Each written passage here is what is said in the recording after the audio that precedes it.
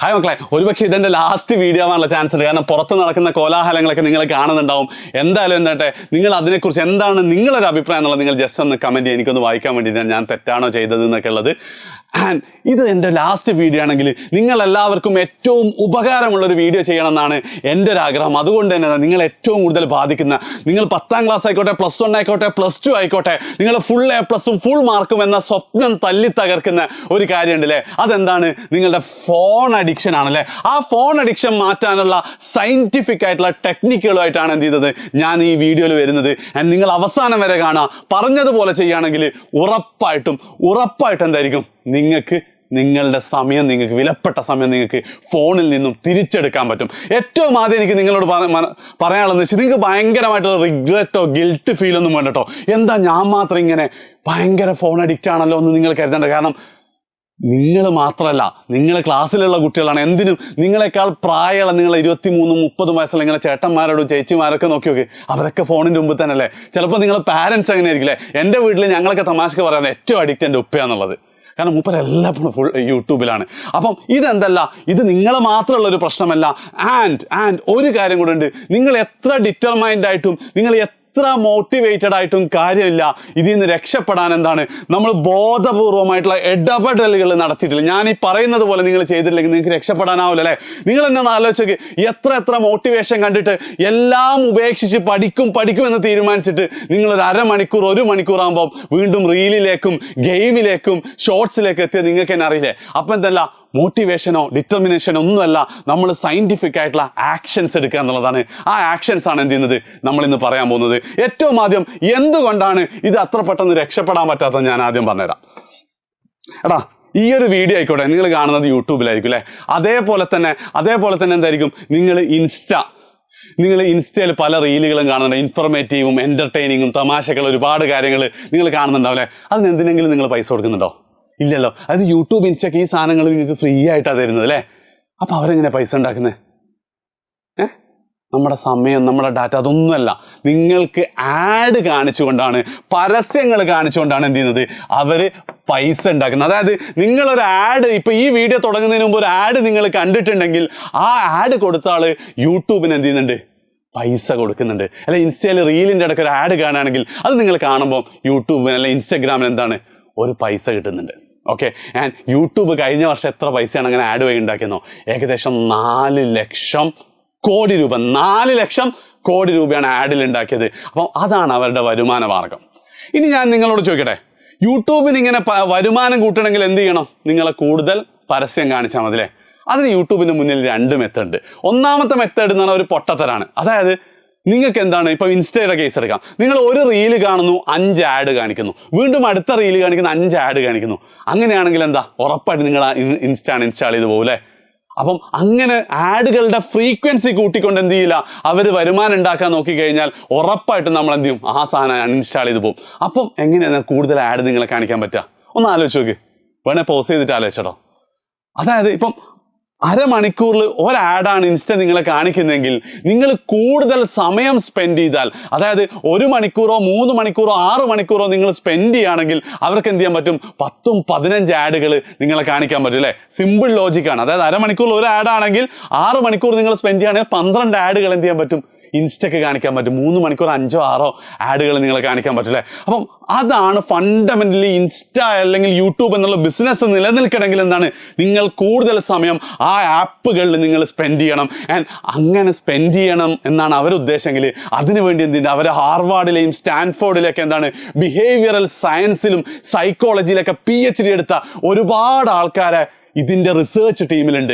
അതായത് എങ്ങനെ നിങ്ങൾ ഇതിൽ ഹുക്ഡായി നിൽക്കണം എന്നുള്ളത്, എങ്ങനെ നിങ്ങളുടെ സമയം, കൂടുതൽ സമയം യൂട്യൂബിൽ നിന്ന് പുറത്തിറങ്ങാതെ, ഇൻസ്റ്റയിൽ നിന്ന് പുറത്തിറങ്ങാതെ സ്പെൻഡ് ചെയ്യണം എന്നുള്ളത് അവരെന്ത് ചെയ്യുന്നുണ്ട്, അവർ റിസർച്ച് നടത്തി ഇംപ്ലിമെൻറ്റ് ചെയ്തുകൊണ്ടേയിരിക്കുന്നത്. അതുകൊണ്ടാണ് ഞാൻ പറഞ്ഞത് നിങ്ങൾക്ക് ഇത് അത്ര എളുപ്പത്തിൽ ചെയ്യാൻ പറ്റില്ല. ഒരു സിമ്പിൾ എക്സാമ്പിൾ പറയാം. ഇപ്പോൾ ഇൻസ്റ്റയുടെ നമ്മുടെ ഹോം പേജിൽ നമ്മൾ പോസ്റ്റുകൾ കാണുന്നില്ലേ, അത് നിങ്ങൾ ശ്രദ്ധിച്ചിട്ടുണ്ടോ എന്ന് അറിയില്ല. നമ്മൾ ഇൻസ്റ്റ തുറന്ന ഉടനെ ഫസ്റ്റ് കാണുന്ന പോസ്റ്റ് ഒന്ന് റൗണ്ട് അടിച്ചിട്ട് അങ്ങ് താഴോട്ടേക്ക് പോകും. നിങ്ങൾ ശ്രദ്ധിച്ചിട്ടുണ്ടോ? അത് ഒരു നല്ലൊരു പോസ്റ്റ് ആയിരിക്കും, അങ്ങ് താഴോട്ട് പോകും. അപ്പം നമ്മൾ എന്ത് ചെയ്യും, പോസ്റ്റ് ഒന്ന് സ്ക്രോൾ ചെയ്ത് തുടങ്ങിക്കഴിഞ്ഞാൽ നിങ്ങൾ അവസാനിപ്പിക്കാതിരിക്കാനുള്ള സാധനം എന്താണ്, ഇൻസ്റ്റയ്ക്ക് ഉണ്ട്. അപ്പം അങ്ങനെയുള്ള ഓരോ അപ്ഡേറ്റുകൾ എന്ത് ചെയ്യുന്നുണ്ട്, നിങ്ങളെ ഗ്ലൂ ഇൻ ചെയ്യാൻ അവർ ചെയ്തുകൊണ്ടേയിരിക്കുന്നുണ്ട്. അപ്പം എങ്ങനെയാണ് സാർ ഇതിൽ നിന്ന് രക്ഷ നേടാം?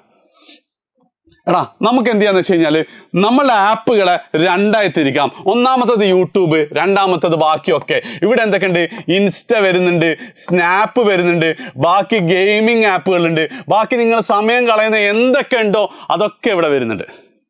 ഓക്കെ, എന്തുകൊണ്ട് ഇത് രണ്ടായി തിരിക്കുന്നതെന്ന് വെച്ച് കഴിഞ്ഞാൽ ഈ യൂട്യൂബ് ഒരേ സമയം നമുക്ക് ഉപകാരമുള്ള സാധനമാണ്, അതേപോലെ തന്നെ എന്താണ് നമ്മളെ സമയം കൊല്ലുന്നതുമാണെന്ന് മാത്രമല്ല മിക്ക ഫോണുകളിൽ ഇത് അൺഇൻസ്റ്റാൾ ചെയ്യാൻ പറ്റില്ല അല്ലേ. ഉപകാരമുള്ള സാധനം പിന്നെ അൺഇൻസ്റ്റാൾ ചെയ്തിട്ട് കാര്യമില്ല. അപ്പോൾ എങ്ങനെയാണ് ഇത് ചെയ്യാന്നുള്ളത്? ഇതിനു മുമ്പ് ഈ ഫോൺ അഡിക്ഷന് മുമ്പ് തന്നെ എന്തുണ്ട്, പലതരം അഡിക്ഷൻസും സമയം പാഴാക്കലും ടൈം വേസ്റ്റിംഗ് ഒക്കെ ഉണ്ട്. പണ്ട് ഒരുപക്ഷെ നിങ്ങൾക്ക് ഓർമ്മ ഉണ്ടാവില്ലായിരിക്കും, നമ്മളുടെയൊക്കെ ഏറ്റവും വലിയ ടൈം വേസ്റ്റ് എന്ന് പറഞ്ഞാൽ ടി വി കാണല.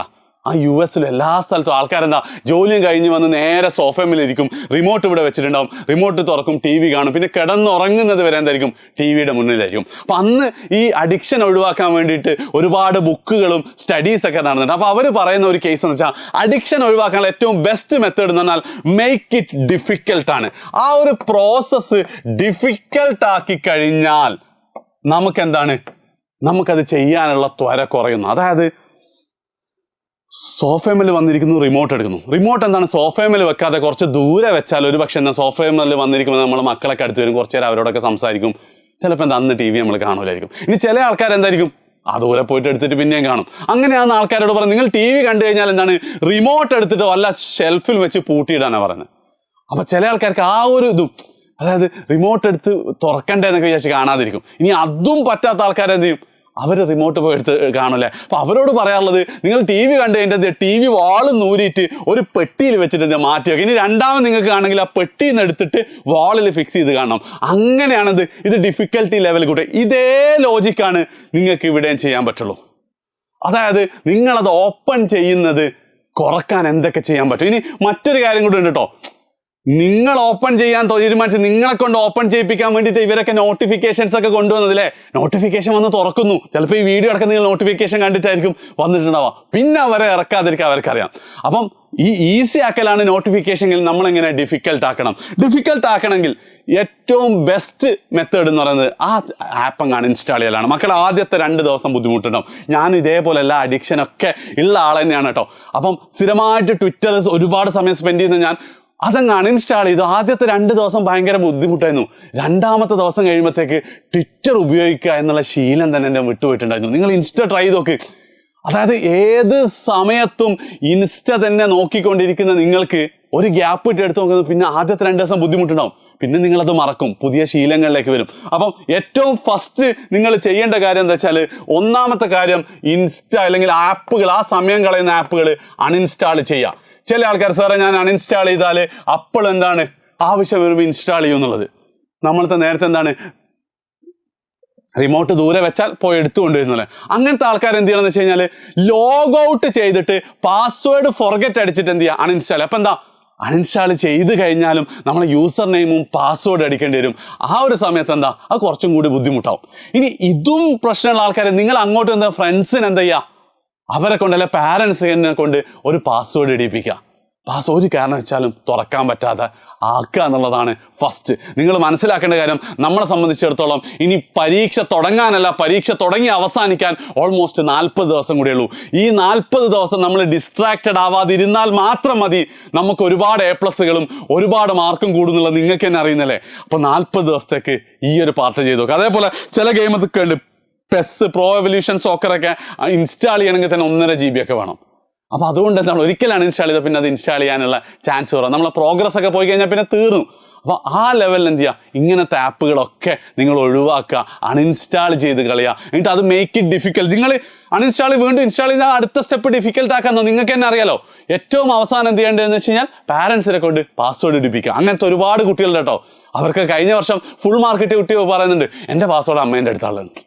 അപ്പോൾ ആ ഒരു കാര്യമാണ് എന്ത് ചെയ്യേണ്ടത്, ഒന്നാമതായിട്ട് നിങ്ങൾ ചെയ്യേണ്ടത്. അങ്ങനെയാണ് പിന്നെ നമ്മുടെ മുന്നിലുള്ളത് യൂട്യൂബും അതേപോലെ തന്നെ എന്താണ് ഗൂഗിൾ ക്രോം വെച്ചിട്ടൊക്കെ നിങ്ങൾ ചെയ്യുന്ന കാര്യങ്ങളാണ്. യൂട്യൂബിൻ്റെ കേസിൽ ഞാൻ എപ്പോഴും നിങ്ങൾക്ക് റെക്കമെൻഡ് ചെയ്യാൻ ഉദ്ദേശിക്കുന്ന ഒരു ആപ്പാണ് റീഗെയിൻ എന്നുള്ള ആപ്പ്. ആ റീഗെയിൻ എന്നുള്ള ആപ്പ് വളരെ കൃത്യമായിട്ട് എന്താ ഷോർട്സുകൾ കാണുന്നത് മുഴുവൻ നിങ്ങൾക്ക് ബ്ലോക്ക് ചെയ്യാൻ പറ്റും. യൂട്യൂബിന് ടൈം കൊടുക്കാൻ പറ്റും. ഇന്ന സമയം മുതൽ ഇന്ന സമയം വരെ യൂട്യൂബ് ഉപയോഗിക്കാതിരിക്കാൻ പറ്റും. നിങ്ങൾ എന്ത് ചെയ്യുക, ഉറപ്പായിട്ടും അത് ഒരുപാട് യൂസ് ചെയ്യുന്ന വീഡിയോസ് നിങ്ങൾക്ക് ആവശ്യമുണ്ടെങ്കിൽ നിങ്ങൾക്ക് കമൻറ്റ് ചെയ്യാവുന്നതാണ്. ഉറപ്പായിട്ടും ഞങ്ങളത് ചെയ്തു തരും. അല്ലെങ്കിൽ ആപ്പ് നിങ്ങൾ ഇൻസ്റ്റാൾ ചെയ്ത് കഴിഞ്ഞാൽ ഉറപ്പായിട്ടും നിങ്ങൾക്ക് നിങ്ങളുടെ ലൈഫിൽ മാറ്റം വരുത്താൻ പറ്റും. എൻ്റെ സുഹൃത്തൊക്കെ കൂടിയാണ് അത് ഡെവലപ്പ് ചെയ്തത്. അടിപൊളി ആപ്പാണ്, ഉറപ്പായിട്ടും ട്രൈ ചെയ്ത് നോക്കാം. യൂട്യൂബ് ഉപകരിക്കുന്ന സാധനങ്ങൾ നിങ്ങൾക്ക് ഉപകാരപ്രദമായിട്ടും, അതായത് ചില ചാനലുകളിലെ കണ്ടന്റ് മാത്രം കാണിക്കാനൊക്കെ പറ്റും. ഓക്കെ, എജുപോട്ട് മാത്രം കാണിച്ചാൽ മതി. അപ്പം ആ ലെവലിൽ എന്ത് ചെയ്യുക, റീഗെയിൻ ആപ്പ് നിങ്ങൾ ട്രൈ ചെയ്ത് നോക്കുക. ട്രൈ ചെയ്തിട്ട് എങ്ങനെ ഉപയോഗിക്കേണ്ടത് മനസ്സിലാവുന്നില്ലെങ്കിൽ അതിനെക്കുറിച്ചുള്ള കമൻറ്റുകൾ ഉറപ്പായിട്ട് നിങ്ങൾക്ക് പറയാവുന്നതാണ്. So that's it guys. അവസാനത്തെ വീഡിയോ ആവില്ല എന്ന പ്രാർത്ഥനയോടെ എന്ത് ചെയ്യാണ്, നിങ്ങളിത് ഉപകാരപ്പെടുമെന്ന് കരുതുന്നു. മാക്സിമം എല്ലാ ഫ്രണ്ട്സിനും ഷെയർ ചെയ്യാം. ബൈ.